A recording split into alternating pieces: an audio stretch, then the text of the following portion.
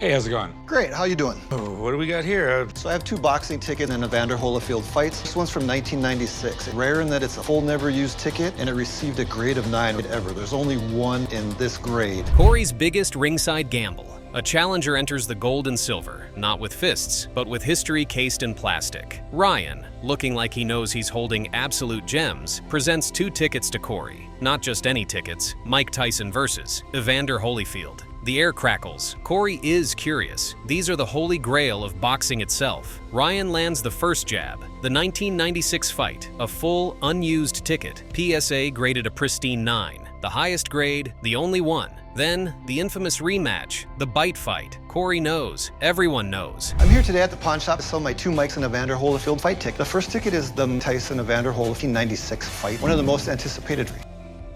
The backstory unfolds like a grim fairy tale. Tyson, the fallen king. Holyfield, the unexpected victor. The rematch, a Las Vegas spectacle destined for infamy, where Tyson would literally sink his teeth into history. Ryan, having cherished these relics for 15 years, now seeks a new Vegas home for them. His asking price, delivered with a poker face, a cool $3,000. Corey nods, acknowledging their coolness. But cool doesn't always mean profitable, not in this shop. Definitely really cool. 1996 was the first fight, 19 was the rematch. Tyson's, arguably one of the fighters in history, but Field was that new style of points.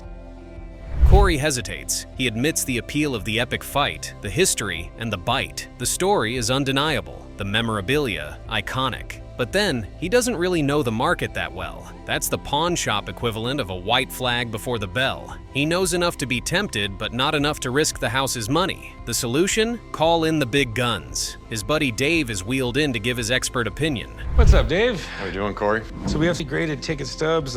You'll know exactly what I'm talking about. So, we got boxing here, huh? Yes, Mike Tyson Holyfield. Wow, Tyson Holyfield, 2 of the most right here in Las Vegas. Enter David Kohler, a man who breathes sports memorabilia. He eyes the slabs, no hesitation. The weight of the names, the fights, confirmed. Dave paints the picture. Las Vegas, 1996, 1997. The boxing world on tiptoe. He remembers the bite fight, Tyson losing his license. The stakes are clear. These pieces of paper are the stuff of legend, scandal, a Las Vegas fever dream. Corey asks the real question. Is there a market for ticket stubs like this? Ticket stubs like this? Definitely, the ticket market is very, very desirable, especially for here we have, this is a very rare, it's a full ticket and it's a 1,500 ticket. Dave lays it out. The ticket market is hot, especially for milestone fights. He dissects the first ticket, the 1996 full, unused, $1,500 face value, ringside stunner, the only PSA 9 in existence, the single best graded ticket, a unicorn. Then, the 1997 bite fight stub. More famous, yes, but a stub. More common because everyone who was there kept a piece of the madness. The PSA label itself tells the tale of absolute insanity. The drama is baked in. Corey is impatient as the expert's verdict hangs in the air. I'll give you 1,500 bucks. I think that's a little too low, especially considering the rarity. Give you, man. I think they're, but I gotta have a profit in there somewhere. What do We are in Las Vegas. How about 20? 18? All right, I'll do 18. 18, we got a deal? Got a deal. The bell rings on Ryan's $3,000 dream.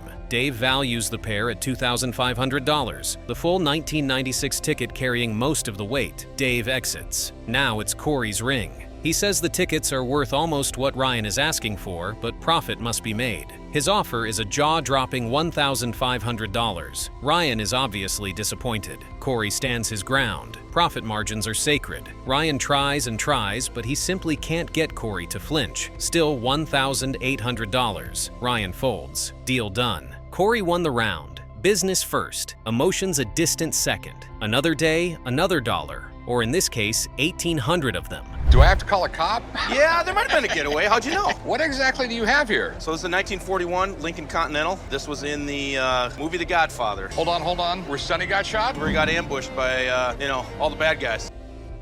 From mob hits to German engineering, Rick Harrison has encountered his share of curiosities. From dubious Rolexes to creatively interpreted historical documents, nothing usually throws him off his game. But every so often, an item bypasses his seasoned defenses, and this time, it aimed straight for his wallet and his cinematic sensibilities. It began when a gentleman presented what appeared to be a relic of mob movie legend, a vintage black Lincoln Continental, looking like it had a rather aggressive disagreement with a Thompson submachine gun. The seller, Jeremy, identified it as the 1941 Lincoln from The Godfather, the very vehicle that served as Sonny Corleone's final bullet-riddled ride. He explained it was acquired at a 1976 auction of movie cars and had since remained under the radar. Do you have the title for it? This car is bill of sale only. The title was lost years and years ago. Okay, that's kind of a problem. How much you want for it? I was hoping to be around that 85,000. I wouldn't go there. I'd give you like 50 grand if you got the title first. The car's iconic status was undeniable, but Rick quickly shifted to the less glamorous but utterly critical matter of paperwork. He inquired if the seller possessed the title. Jeremy's admission that the car came with only a bill of sale, the original title having vanished years ago, rapidly cooled the initial excitement. An asking price of $85,000 was met with Rick's tentative offer of $50,000, contingent on the miraculous reappearance of said title. Ultimately, the lack of clear ownership proved to be an offer Rick couldn't, or rather wouldn't, make. Hey, how you guys doing? Doing fabulous. Good. You're the guy with the cars. This is the spot. All right, 3 Porsches. Obviously, you're a Porsche fan. Big time. In 2006, my dad got his first Porsche, and I always thought the best thing was owning the second set of keys to your dad's Porsche. Just as the Lincoln's fate seemed sealed, a new automotive prospect arrived in the form of Mike and his trio of gleaming Porsches, which Rick hoped would be a more straightforward transaction. Mike, a devoted Porsche enthusiast, introduced his first showpiece, a 1996 911 Turbo. Rick, well-versed in Porsche lore, from Ferdinand's pioneering hybrid concepts to the Volkswagen Beetle's origins under a government directive, certainly respected the engineering. However, when Mike asked for around $300,000, Rick's face screamed, "Too expensive, even for such a nice machine." He quickly suggests they move on, wryly noting he wasn't quite in that financial league. And you want how much for it? I think a fair price would be $125,000. 125,000. Okay. So what about the silver one over there? Well, we're getting lower in price. A little bit more affordable, maybe. Unfazed, Mike presented his next vehicle, a 1964 356C, a model with its own movie claim to fame, having appeared in Bullet. Boasting a completely rebuilt engine, Mike was looking for $125,000. The prices were evidently stretching Rick's comfort zone. The final Porsche, a silver 1975 911S, appeared to be the most accessible of the lot. It featured fresh paint, a renewed interior, and a fully overhauled engine. For this one, Mike proposed a more modest, yet still significant, $90,000. We take it for a test drive? Yeah, 100%. You ready? Sure, if you're driving, we won't be going fast, so I have nothing to worry about. All right, well, I'm going to take it for a spin. Bring it back in one piece, all right? Make sure he does. Slow down there, cowboy. You know, I'm not like a big vintage car guy, but... The 1975 911S, being the most within reach, was selected for a test drive, with Rick taking the wheel and Chumley offering his unique brand of co-pilot commentary. Chumley is singing about the Porsche experience, while Rick, after navigating the local streets, observes that the car could probably benefit from a bit of a tune-up. Though the vehicle was undeniably stylish and historically resonant, the 911 being a coveted car for figures ranging from Hollywood A-listers to tech moguls. Rick's experienced eye noted it wasn't quite a flawless restoration. Maybe 85? No, I wouldn't go more than 65 on it. I mean, if you do 65, we got a deal right now. I'll drive it back to Vegas. Is that your top? That's my top dollar. I'm afraid I can't let it go for 65. All right. Returning to the shop, the negotiation for the 75 911S commenced. Following his road test, Rick put forward an offer of $60,000. Mike countered with $85,000. Rick edged his offer up to $65,000, declaring it his absolute limit, but Mike declined, stating he had more invested in the car. And so, despite the allure of fine German craftsmanship and Chumley's enjoyment of the outing, no Porsches found a new home at the Gold and Silver that day. Not posh enough for Porsche, I guess. What do we got here? Stevens shotgun, 3 triggers. It's been in the family for about years. I travel around the country with my line of work, and I've been toting the shotgun years. Insurance adjuster wants $100,000 for Grandpa's shotgun. A fella named Chris rolls into the Gold and Silver with an old Stevens shotgun, claiming it's been in his family for about 60 years. He's an insurance adjuster who travels the country and, get this, he lugs this antique shotgun around with him for the last 15 years. Chum says that an insurance adjuster should be carrying a briefcase, not a shotgun. Fair point. I mean, who can argue with that? Came to the pawn shop today. The money I can get out of my rare 3-trigger 12-gauge shotgun. Today I get a check for $100,000. The shotgun is because of the 3rd trigger. Opens up the breech. The real shocker? Chris is hoping to walk out with a check for $100,000 for this rare 3-trigger 12-gauge shotgun. Corey is actually fascinated by the unusual 3rd trigger which opens the breech and the Damascus steel barrels. He even mentions the legend that Wyatt Earp himself might have owned a similar model. Beautiful guns deserve legendary owners, no? How old is this shotgun? Put that at about 150 years old. It's in really good shape. Here's you got a barrel that's made out of Damascus steel. Damascus steel comes from Damascus, Syria, and with the steel there that just made it better. Chum points out the distinctive wavy lines of the Damascus steel, and Corey chimes in, explaining it was the best steel in the world back in its day, an expensive and complex process. But that $100,000 figure is still hanging heavy in the air. Corey, knowing this is way out of his expertise for a definitive valuation, decides it's time to call in an expert, especially with such a sky-high asking price for an item he's never seen before. Jemison, how you doing, man? Hey, Big Hoss, how's it going? Going good. I've been a gun appraiser for approximately 6 specialized in antique firearms, like Colts and Winchesters. In walks Jemison, their go-to antique arms expert, and even he's impressed, calling it one of the rarest shotguns he's ever encountered, having only seen maybe 4 or 5 in 16 years. The unusual and nice scroll engraving on the frame and trigger guard catches his eye, although he immediately points out the gun has seen a lot of wear, and those Damascus barrels aren't safe with modern ammo. This might be a repair. You can see where the grain doesn't, so it might be a little splice right here. You can see the butt is really worn, like it does have pitting on the barrel. So it would classify to me. And Jemison continues his assessment, pointing out a potential splice or repair on the stock where the grain doesn't quite match, a heavily worn butt, and pitting on the barrels. All of that jazz. He officially grades the shotgun as being in fair condition. When Chris presses for the value, Jemison delivers the devastating news. It's worth about $700 to $1,000. The seller's jaw practically hits the counter. His 6-figure dream just went poof. If you're gonna hold me to make you an offer, I'm gonna offer you around $5. There's no way. Turn down 25. I honestly would like 10. How are you? I would chase down the guy that I'm down for. Chris just laughs in disbelief, saying, "No way." Jemison explains that even if it were in much better shape, it might fetch $2,000 to $3,000 tops. With the expert's valuation, Corey makes his offer, $500. Chris claims he's already turned down $2,500 and still thinks it's worth $10,000. Corey advises him to chase down that $2,500 offer. Ultimately, no deal is made, and Chris walks away, still convinced his family heirloom is a hidden treasure. You do you, man. We have a World War II German Enigma. An Enigma. These are amazing. I've seen pictures of them, so I've seen one in person. Rick almost cracks the code on a World War II Enigma. Huge price tag. A World War II German Enigma coding machine walks into the gold and silver, and Rick is immediately captivated. He'd only ever seen these beauties in books, knowing they were central to the entire German war effort. The seller is a dedicated collector who, with his father, runs an Enigma museum and literally treasure hunts for rare stuff like this. Rick wonders if the machine could finally help him understand women. I understand, Rick. I'm surprised any of them survived. Not many did. There are 3 that I know of in the United States at a science museum in Chicago. One is at the NSA's Crypto Museum in Washington, International Spy Museum.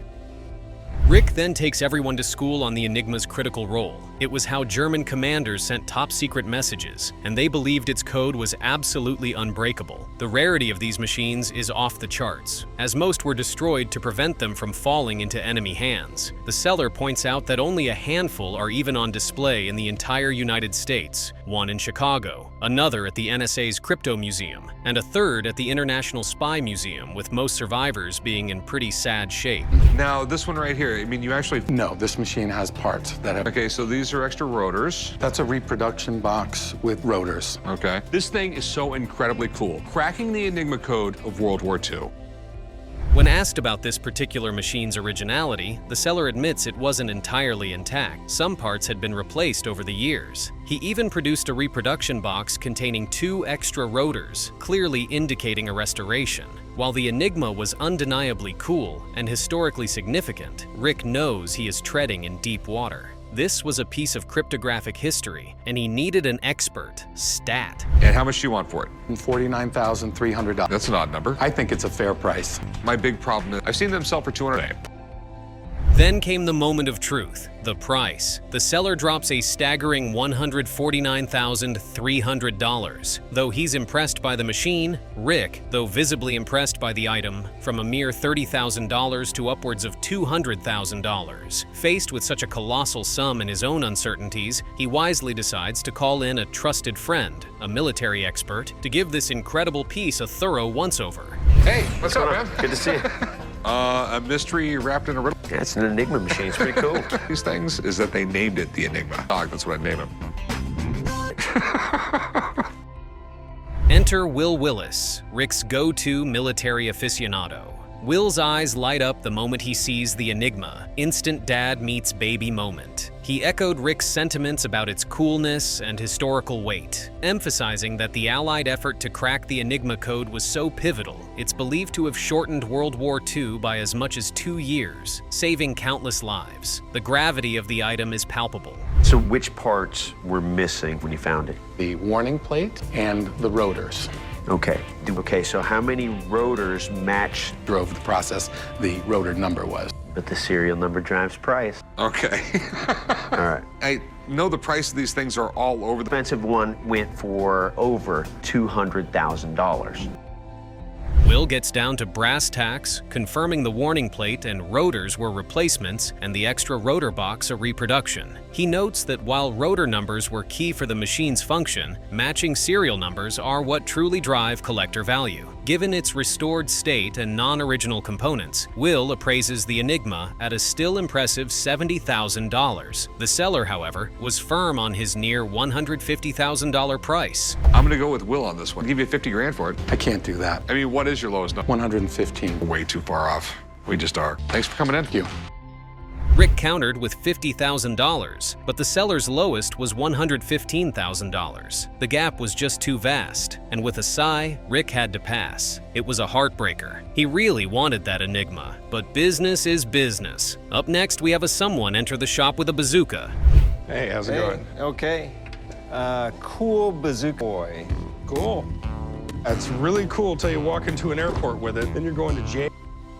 A customer ambles into the legendary gold and silver, a large, retro-looking box tucked under his arm. Inside, a vintage Remco bazooka toy. Corey is immediately drawn to it, remarking on its surprisingly realistic design for something meant for kids. The seller estimates its age to be around 50 years, likely from the early 1960s. Corey nods, imagining how every kid back then, fueled by war stories from their fathers, would have considered this the coolest toy imaginable. So, see, the cool thing about it was that, rocket-propelled grenade shot something that actually detonated on him, made him really valuable. Corey continues to wax nostalgic about the era. The seller chimes in, explaining how a real bazooka was superior to RPGs because it detonated on impact, a feature that made it devastatingly effective. Corey, clearly impressed by the lore, remarks on the sheer power of a single soldier taking out a tank, a testament to the bazooka's legendary status. Yeah. So how's it work? This pulls back spring-loaded missiles and...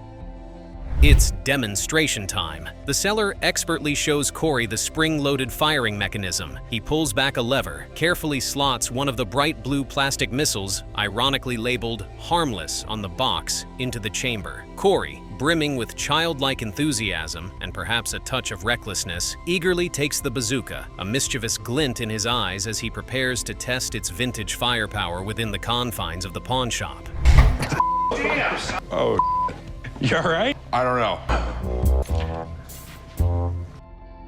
Corey aims across the shop floor. He pulls the trigger, and the plastic missile zips through the air. Rick, understandably, lets out a cry, his hand instinctively flying to his face. The man is in pain. Rick can barely talk, confirming the toy is anything but harmless. Any idea of what you're looking to get out of it? Yeah, I mean, this is like 50 years old, still all the original box, really a unique item. If I left with 500, that... The seller, seemingly unperturbed by the accidental assault, coolly asked for a cool $500. Knowing that this vintage toy is outside his usual expertise, Corey decides to call in an expert. Johnny Jimenez from Toy Shack is summoned, and upon arrival, can't help but comment on Rick's fresh shiner. What happened to your eye, man? A Remco bazooka. Yeah, that swelled up fast. You're a little Corey. Well, at least we know it works. No, I'm not responsible for it.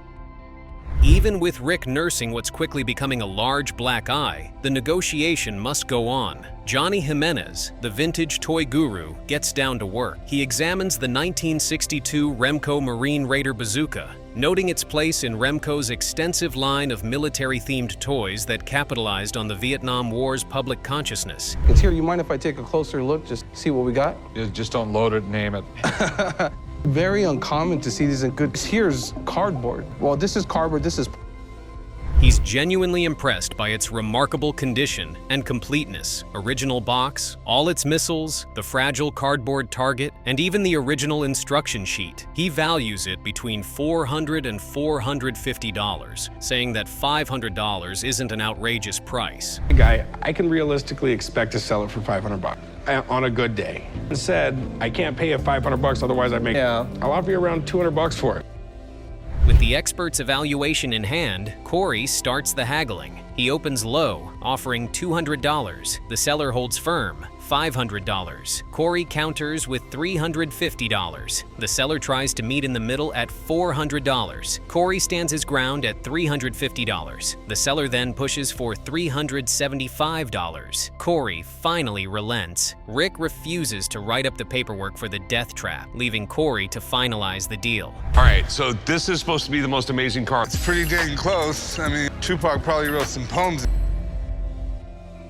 Rick's impossible choice, the Tupac Death Car, he almost bought for $1.5 million. Rick Harrison, a man who's seen fortunes won and lost over the counter, found himself in the gleaming showroom of celebrity cars. And he wasn't there for just any luxury vehicle. He was there for the car, the one tied to a hip-hop legend's tragic end. He calls the most incredible car imaginable. Chumley, on the other hand, is having imaginations that Tupac might have composed verses in the car. The 1996 BMW 750 IL, vintage cool with its weird rims. There's a car dealership here in Vegas that actually has personal items have come up for sale and they're going for a lot. You got all the documentation back to this is the car you got shot at. Of the lease paperwork showing the death row record that Tupac was the one that was writing in it. This was about a piece of notorious history, and Rick brought Warwick, his music memorabilia sage, knowing the car's story was everything. The dealership representative was all cool confidence. Rick needed hard proof, asking if this was definitively the vehicle involved in the shooting and if the documentation backed it up. The seller assured him, lease papers from Death Row Records, with Tupac as the listed rider. The chain of custody appeared unbroken, but for Rick, a veteran of several swindles, slick stories are a dime a dozen. It was 1996. It happened here in Las Vegas after a Tyson fight. Went to an altercation, and then later on that night, when they're leaving the fight, car pulls up side. Have gone on to the diamond status, which means 10 million. Tupac's Hummer, which made $200,000.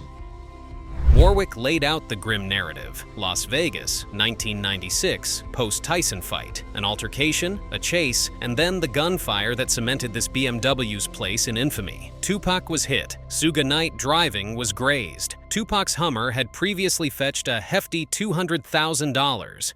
A significant sum, but this BMW was steeped in something far darker, its value morbidly linked to tragedy. This is the Jimi Hendrix of hip-hop. The car the weekend after this took place on the tow truck taking it back to California. So you got one up here, top of the driver's door, a couple underneath the seat. If you look carefully, there's one that went through the bottom of the windshield. Yeah, it's surprising to me the car's still around. I mean, based on the condition it was in. Needing a nuts and bolts assessment, Rick calls in Bill from Welderup Garage. Bill sings the obligatory praises of Tupac, and then comes the visual gut punch. Photographs of the BMW immediately after the shooting, pockmarked with bullet holes, far from its current polished state. The car had been meticulously restored, but Bill confirmed its morbid past was authentic. It was the actual vehicle. But this car, because of the connection to a crime and a murder and all that stuff, a demographic is going to buy this car that's got the discretionary income to buy this car. You're talking big money players. Well, I think the right place, the $500,000. Car was undeniably restored, but how did its violent history impact its value? Bill, the appraiser, is shocked that the vehicle, a key piece of evidence in a major crime, even still existed. I mean, this wasn't merely a car once owned by a celebrity. It was a car in which a celebrity was fatally wounded. If the calculus of high-end controversial collectibles is anything to go by, this gruesome detail added a significant, if morbid, premium. Bill's estimated auction value? Anywhere from $500,000 to a cool $1 million. We're actually asking $1.5 million. Whoa. This is a very iconic car in more ways than 900, Rick. Between $200,000 or $1 million in an auction, and really appreciate it. No problem. Thank you very much. Chumley is ecstatic. The dealership representative, going in for a kill, delivered the asking price, a staggering $1.5 million. The figure silenced the room. Adding to the audacity, the seller revealed they had already rejected a $900,000 offer. Rick weighed the numbers. His expert had valued it at $1 million, tops. This was a 50% markup on even that optimistic figure. He declared it was far more than he was prepared to spend. And just like that, the potential deal evaporated. Chumley's disappointment was clear. Rick, however, remained unfazed, wryly commenting that at least Chumley had provided him with an education. Some legends, it seems, are too expensive and too tragic to own.